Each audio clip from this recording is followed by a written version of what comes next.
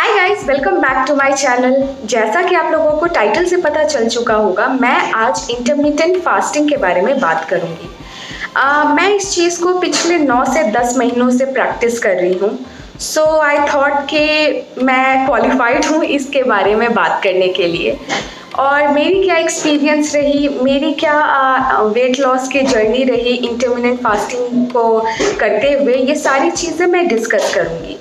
सो intermittent fasting के बारे में मैं डिस्कस 5 पैरामीटर्स पे करूँगी। First, what is intermittent fasting. Second, benefit of intermittent fasting. Third, how does it work, means the process, कैसे ये पूरा एक्चुअल में वर्क करता है। और टेक्निक टू डू इट, और what you can have during fasting window. So चलिए बढ़ते हैं वीडियो की तरफ। सो इंटरमिटेंट फास्टिंग है क्या चीज़? इंटरमिटेंट फास्टिंग एक्चुअली में साइकिल है फास्ट और ईटिंग का। यानी आपको फास्टिंग 16 घंटे के लिए रखना है और ईटिंग पीरियड जो होगा वो आपका 8 आवर होगा। ये जनरली एक मॉडरेट रेशियो है जो कि वर्ल्ड में फेमस है। इसका मतलब ये नहीं है कि आप 16 घंटे के लिए अपने आप को भूख से तड़पा रहे हो, ये नहीं है। ये चीज़ है कि आपको अपनी बॉडी को जो है इसकी आदत बनानी है कि आपको 16 घंटे में खाने की ज़रूरत ही ना हो, आपको लगे ही नहीं कि आपको खाने की ज़रूरत है। सो ये है इंटरमिटेंट फास्टिंग। अब हम बढ़ते हैं कि इसके बेनिफिट्स क्या हैं। एक्चुअली इंटरमिटेंट फास्टिंग का जो सबसे फेमस बेनिफिट है वो है वेट लॉस का। मैंने भी इसे स्टार्ट किया था वेट लॉस के लिए ही, बट ये सिर्फ वेट लॉस के लिए नहीं काम करता। ये आपके डायबिटीज़ को कंट्रोल करता है, ये आपके हार्मोन को बैलेंस करता है, ये आपके कोलेस्ट्रॉल लेवल को कंट्रोल करता है, ये आपके ब्रेन को अच्छे से वर्क करने में हेल्प करता है, ये आपके सेल्स को रिपेयर करता है, ये आपके हार्ट से रिलेटेड जो भी हेल्थ प्रॉब्लम होती हैं उनसे डील करने में हेल्प करता है, ये आपके लाइफ स्पैन को भी बढ़ाता है। हाँ, मैं मजाक नहीं कर रही, रिसर्च ने कहा, रिसर्च के थ्रू ये पता चलता है कि अगर आप प्रॉपर तरीके से इंटरमिटेंट फास्टिंग करो तो आपकी उम्र भी बढ़ सकती है। सो अब हम बढ़ते हैं थर्ड स्टेप की तरफ। Third parameter is how does it work. So आखिर ये तो हमें पता चल गया कि हाँ भाई, ये वेट लॉस में हेल्प करता है, बट ये वेट लॉस में आखिर हेल्प कैसे करता है, क्यों करता है, ये जानना भी बहुत ज़रूरी है। लॉजिक इसके पीछे क्या है ये जानना भी बहुत ज़रूरी है। तो मैं आपको इसके पीछे की लॉजिक बताती हूँ। जो हमारे फूड में कार्बोहाइड्रेट प्रेजेंट होती है वो ग्लूकोज बनती है, राइट। और ये ग्लूकोज जो है हमारे ब्लड सेल्स की मदद से हमारे पूरे ऑर्गन्स में पहुंचाई जाती है और ये हमें एक्टिव रहने में और हमारे काम करने में हेल्प करती है, राइट। अब जब हमारे फूड में जो ग्लूकोज प्रेजेंट है और हमारे बॉडी में जो एक्सेस ग्लूकोज बन जाता है, उसका क्या होता है? तो जो एक्सेस ग्लूकोज बन जाता है वो जाके हमारे लीवर में और हमारे टिश्यूज में स्टोर हो जाता है in the form of glycogen and fat. अब जब हम फास्टिंग स्टेज में होते हैं और हमारे बॉडी को जब एनर्जी की ज़रूरत होती है, अब तब ये ग्लाइकोजन जो हमारे लीवर में जाके स्टोर है वो अब ग्लूकोज बन के हमें एनर्जी प्रोवाइड करती है। और इस प्रोसेस को कंप्लीट करने के लिए बॉडी को 11 से 12 घंटों की ज़रूरत होती है, ओके। अब जब वो लीवर में जो स्टोर्ड ग्लाइकोजन है वो भी ग्लूकोज बन के हमें मिल चुका है और वहाँ से भी ग्लूकोज ख़त्म हो चुका है, वहाँ से भी एनर्जी बनना ख़त्म हो चुका है, तब जो 4 घंटे हमने और एक्स्ट्रा फास्ट रखे हैं उस दौरान हमें एनर्जी कहाँ से मिलेगी? तो उस दौरान हमारे जो फैट टिश्यूज़ में जाके जो स्टोर हैं, अब वो फैट जो है वापस से ग्लूकोज का फॉर्म बनता है और वो ग्लूकोज का फॉर्म बन के हमें एनर्जी फिर से प्रोवाइड करने लगती है। तो एक्चुअली में जो वो लास्ट का 4 आवर होता है 16 आवर्स का जो फास्टिंग में, वो बहुत इम्पॉर्टेंट होता है वेट लॉस के लिए, क्योंकि अगर हम फैट को डिफिशिएंट नहीं करेंगे, अपने बॉडी से कम नहीं करेंगे, तो हमारा फैट लूज़ नहीं होगा।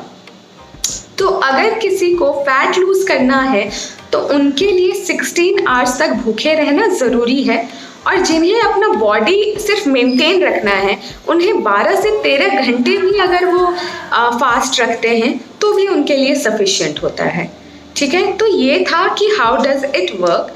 तो अब हम बढ़ते हैं नेक्स्ट स्टेप की तरफ, टेक्निक कि इंटरमिटेंट फास्टिंग कैसे कर सकते हैं। ओके, मैंने कैसे की थी मैं इसके बारे में बताऊंगी। तो जैसा कि मैंने आपको स्टार्टिंग में बताया कि ये इंटरमिटेंट फास्टिंग में 16:8 का रेशियो होता है, यानी 16 आवर्स के लिए हमें फास्ट रखना है और 8 आवर्स के विंडो में हमें खाना खाना है। अब मैं पहले 16 आवर्स की बात करूं। मैंने जब स्टार्ट किया था तो मैंने इस तरीके से स्टार्ट किया था कि मैं रात के 8 बजे खाना खा लेती थी और फिर मैं नेक्स्ट डे 12 साढ़े 12 बजे दोपहर में वापस से खाना खाती थी। राइट, तो ये लगभग 16 घंटा हो जाता है। बट ये मेरे लिए थोड़ा मुश्किल होता था क्योंकि मुझे सुबह के टाइम पे भूख थोड़ी जल्दी लगती है। मैं रात को भूखा रहना ज़्यादा प्रेफर करती हूँ, मुझे लगता है ये थोड़ा आसान भी है। तो मैं अपना जो मैंने टेक्निक यूज़ किया था मैं वो आप लोगों के साथ शेयर कर रही हूँ। मुझे लगता है ये आप लोग भी कर पाओगे अगर इस तरह से करोगे तो मैंने स्टार्टिंग में तो बहुत जोश में स्टार्ट कर दिया 16 घंटे फास्ट रखना और 8 घंटा खाना। बट ये मेरे लिए 2 दिन 3 दिन तक ठीक रहा, फिर मुझे लग रहा था कि मेरे से ये नहीं होगा। तो मैंने क्या किया कि मैंने जो 8 बजे रात में खाना खाती थी, मैंने उसे कोशिश किया कि मैं 7:30 बजे खाने लगूं। ये मैं 7:30 बजे रात में खाना खा लेती थी और उधर से मैं हाफ एन आवर पहले खाती थी, यानी मैं 12 बजे अगर दोपहर में खाना खाती थी उसके बदले मैंने 11:30 बजे स्टार्ट कर दिया खाना खाना, तो वो ज़्यादा इजी लगा। फिर ये चीज़ मैंने 2 दिन की। 2 दिन के बाद फिर मैंने क्या किया, मैंने 7 बजे खाना खाना स्टार्ट कर दिया, यानी रात का डिनर मैं 7 बजे लेने लगी और फिर मैं 11:30 बजे के बदले में 11 बजे खाना खाने लगी। इस तरीके से करते अब मैं क्या करती हूँ, मैं 5:30-6 बजे तक खा लेती हूँ और मैं 9 साढ़े 9 बजे सुबह नाश्ता कर लेती हूँ। 6 साढ़े 6 बजे जनरली सभी कहते हैं जो बहुत अच्छे फिट हैं, अक्षय कुमार, मलाइका अरोरा, ये सारे जो हैं 7 बजे के बाद जनरली कुछ नहीं खाती हैं। तो मैं भी इनसे इंस्पायर होके मैं भी थोड़ा बहुत ऐसा ही करती हूँ। थोड़ा बहुत क्या, मैं कोशिश करती हूँ कि मैं ऐसा ही करूँ। कभी कभार की अलग बात है, अगर कभी बाहर खाना खाने गई या कभी बहुत ही ज़्यादा मेरा मन कर रहा है तो वंस इन अ वाइल मैं ऐसा कर लेती हूँ। बट मैं जनरली आजकल यही करती हूँ, आजकल क्या पिछले 6-7 महीनों से तो मैं यही कर रही हूँ कि शाम के 6 साढ़े 6 बजे तक मैं खा लेती हूँ और फिर मैं नेक्स्ट डे 9:30-10 बजे तक नाश्ता कर लेती हूँ। मुझे पता है ये स्टार्टिंग में थोड़ा डिफ़िकल्ट होगा, बट अगर आप प्रैक्टिस करोगे तो विद इन 1 वीक आप यूज टू हो जाओगे। 1 वीक से 10 डेज आप यूज टू हो जाओगे और साथ ही साथ इसका इफेक्ट भी आपको दिखने लगेगा, तो आप और मोटिवेट होगे और इसे आप इफेक्टिवली करना चाहोगे। So the next parameter is what you can have during the fasting window, यानी आप फास्टिंग विंडो के दौरान क्या कुछ खा सकते हो, क्या कुछ पी सकते हो। तो अब आपको क्वेश्चन मन में ये ज़रूर आ रहा होगा कि 16 आवर्स तक क्या कंप्लीट भूखा ही रहना है। तो सिंपल आंसर इज यस। आपने खाना कुछ नहीं है, कुछ भी ऐसा नहीं खाना है जिसमें कैलोरी हो, और खाने में किसी भी तरह की चीज़ कितना भी सिंपल आप क्यों ना खा रहे हो, हर चीज़ में कैलोरी ज़रूर होती है। जिस टाइम पे आपने कुछ भी ऐसा खा लिया जिसमें कैलोरी है तो आपका फास्टिंग उसी टाइम पे ब्रेक हो जाता है, तो आपने जितने भी टाइम फास्टिंग रखा है वो सारा वेस्ट हो जाएगा। तो आप खा कुछ नहीं सकते हो, बशर्ते आप पी ज़रूर सकते हो कुछ चीज़ें, जो मैं करती हूँ, मैं पीती हूँ, वो मैं सारी चीज़ें आपको बताती हूँ। पानी आप पी सकते हो ऑफ कोर्स। मैं पहले पानी बहुत कम पीती थी, यानी 2 लीटर हार्डली मैं पीती थी, बट जब से मैं इंटरमिटेंट फास्टिंग कर रही हूँ मैं बहुत ज़्यादा, एटलीस्ट 4 लीटर पानी तो मैं पी ही लेती हूँ। पानी आप पी लो। अगर आपको पानी प्लेन पीने में स्वाद नहीं आता, पानी अच्छा नहीं लगता पीना, तो आप उसमें लेमन स्क्वीज़ कर लो और लेमन के साथ पी सकते हो। लेमन में भी कैलोरी होती हैं बट वो नेग्लिजिबल होंगी, उसका असर नहीं उतना होगा। आप लेमन स्क्वीज़ करके आप पी सकते हो। लेमन ही सिर्फ डालना, हनी मत डालना, हनी डालोगे तो वेस्ट हो जाएगा, तो सिर्फ लेमन पीना, लेमन वाटर पीना। किसी भी तरह का डिटॉक्स वाटर मत पीना कि क्यूकम्बर भी डाल दिया, मिंट डाल दिया, ये सब मत पीना, ओके। अब नेक्स्ट क्या आप पी सकते हो, ब्लैक कॉफ़ी पी सकते हो, ओके। मैं ये नहीं पीती, मुझे बिल्कुल पसंद नहीं है टेस्ट, सो मैं ब्लैक कॉफ़ी नहीं पीती। थर्ड, आप एप्पल साइडर विनेगर पी सकते हो पानी में ऐड करके, मैं वो पीती हूँ, बट मैं वो भी बहुत ज़्यादा नहीं पीती क्योंकि एप्पल साइडर विनेगर बहुत ज़्यादा आपके बॉडी के पीना आपके बॉडी के लिए अच्छा नहीं होता है, वो किसी लिमिट तक ही अच्छा होता है। तो एप्पल साइडर विनेगर पी सकते हो। और ग्रीन टी। अब है कि फास्टिंग जब आप ब्रेक करोगे, यानी कि जब भी आप पहला मील अपना लोगे, तो क्या आपने डायरेक्ट चावल दाल या रोटी सब्जी या कुछ भी खा सकते हो, बट मैं कहूँगी कि अवॉइड करो। मैं क्या करती हूँ, मैं वो आपके साथ शेयर करती हूँ। मैं सबसे पहले जब भी अपना फास्ट ब्रेक करती हूँ तो मैं आलमंड से करती हूँ। मैं empty stomach soaked almonds 5 to 6 pieces खाती हूँ। उसके बाद मैं लेमन वाटर से अपना जो फास्टिंग होता है वो ब्रेक करती हूँ। बहुत अच्छा होगा अगर आप ग्रीन स्मूदी से अपना फास्टिंग ब्रेक करो। अभी गर्मियों के सीज़न में आप वाटरमेलन खा सकते हो, मैं वो खाती हूँ वाटरमेलन। पहले मैं कुछ स्लाइसेस वाटरमेलन के खा लेती हूँ, उसके बाद मैं अपने फर्स्ट मील जो प्रॉपर मील होता है उसके तरफ बढ़ती हूँ। और एक चीज़, ड्यूरिंग दैट ईटिंग विंडो जो आपके पास 8 घंटे का खाने का पीरियड होता है, उस पीरियड में आप ऐसा मत सोचना कि आप कुछ भी खा लोगे और आप इजीली उससे निकल जाओगे, मतलब आपके बॉडी में कुछ असर नहीं होगा।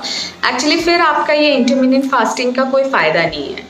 आपने इस टाइम पे अपने आप को थोड़ा सा कंट्रोल रखना है। कंट्रोल इन द सेंस आपको जंक अवॉइड करो, एनीवेज जंक अच्छा नहीं होता। शुगर कंप्लीट कट कर दो तो बहुत अच्छा होगा, वो वेट लॉस फिर आपका बहुत जल्दी इफेक्टिवली शो करेगा। जब मैं वेट लॉस कर रही थी, अब मैं वेट मेंटेन कर रही हूँ। जब मैं वेट लॉस कर रही थी तब मैंने शुगर कंप्लीट कट कर दिया था 2 मंथ्स के लिए। मैं उस टाइम पे बिल्कुल भी जंक नहीं खाया था। मैंने 8 हफ्ते बिल्कुल नहीं, मुझे पेस्ट्रीज़ खाना बहुत पसंद है, बट पेस्ट्रीज़, केक्स मैंने कुछ नहीं खाया था। अगर आप वेट लॉस के जर्नी में हो तो मैं यही सजेस्ट करूँगी कि आप प्लीज़ ये सारी चीज़ें अवॉइड करो। ये सारी चीज़ें मैंने बहुत रिसर्च करके ये सारी चीज़ें जो एक्सपीरियंस मेरा है वो मैं आपसे शेयर कर रही हूँ। इन सब के पीछे बहुत मेहनत जाता है, प्लीज़ इस मेहनत का रिस्पेक्ट करो। और अगर आपको मेरी वीडियोस पसंद आते हैं तो सिर्फ इन्हें देख के मत जाओ, प्लीज़ इसे लाइक करो। कैसा आपको लगा वो कमेंट सेक्शन में बताओ। कुछ नए आइडियाज़ हो तो वो भी कमेंट सेक्शन में बताओ। और मैं यूट्यूब में नई हूँ तो आप लोगों का सपोर्ट मुझे चाहिए, तो प्लीज़ मेरे चैनल को सब्सक्राइब करो, लाइक करो। आज के लिए इतना ही। तो मिलती हूँ मैं आप लोगों से नेक्स्ट वीडियो में। Till then bye, take care.